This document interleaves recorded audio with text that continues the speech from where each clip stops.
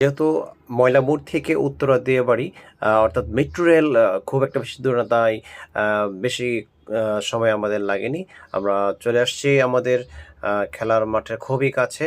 তো সবাই নেমে যাচ্ছে গাড়ি থেকে, অর্থাৎ লেগুনা থেকে সবাই যাচ্ছে হেঁটে, হেঁটে। খুবই কাছে।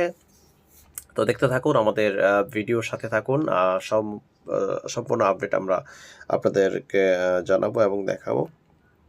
তো এত পরিমাণ প্লেয়ার ছিল যে গাড়ি থেকে নামতে, নামতে সময় একেবারেই লেগে গেছে।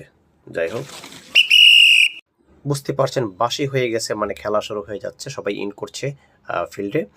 প্লেগ্রাউন্ডে অবশ্যই এখন খেলা শুরু হয়ে যাবে। তো শ্রদ্ধেয় হাসান ওস্তাদ ২ টিম ভাগ করে দিচ্ছে। এক টিমকে ২ টিম বানিয়ে দিচ্ছে। যাই হোক, সবাইকে ওয়েলকাম। সবাই খেলাটি উপভোগ করতে থাকুন।